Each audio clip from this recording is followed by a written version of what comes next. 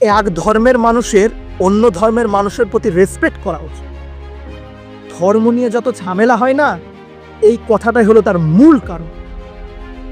এই কথাটাই, রেসপেক্ট কথাটাই হলো এর মূল। কেউ বলে রেসপেক্ট করব, কেউ বলে রেসপেক্ট করব না। ঝামেলাটা এখান থেকেই শুরু হয়। ঝামেলাটা এখান থেকেই শুরু হয়। কেন ভাই? রেসপেক্ট কেন করা হয় বা ঘৃণাই বা কেন করা? সেটাকে নিজের একটা পার্সোনাল কাজ ধরলেই তো হয়।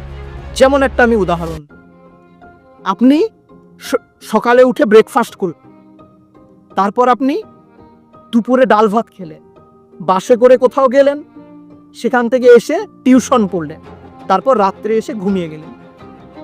এই বিষয়গুলি কি, এই কাজগুলিকে কি আমরা রেসপেক্ট করি? এই কাজগুলিকে কি আমরা ঘৃণা করি? কিছুই করি। এই কাজগুলিকে একটা কাজ হিসেবে ধরি, পার্সোনাল কাজ।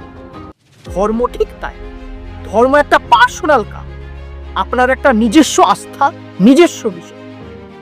একে অন্যের রেসপেক্ট করারও দরকার নেই, একে অন্যের ঘৃণা করারও দরকার নেই।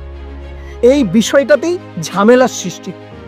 তাই অন্য ধর্মের প্রতি রেসপেক্ট করা, অন্য ধর্মের প্রতি ঘৃণা করা, এইসবগুলো বন্ধ করুন। এই ধর্ম বিষয়টিকে নিজের একটি পার্সোনাল কাজ হিসাবে দেখুন, যাতে কোনো রকম ঘৃণাও হয় না, যাতে কোনো রকম রেসপেক্টও হয় না। একটা সাধারণ পার্সোনাল কাজ, ব্যাস।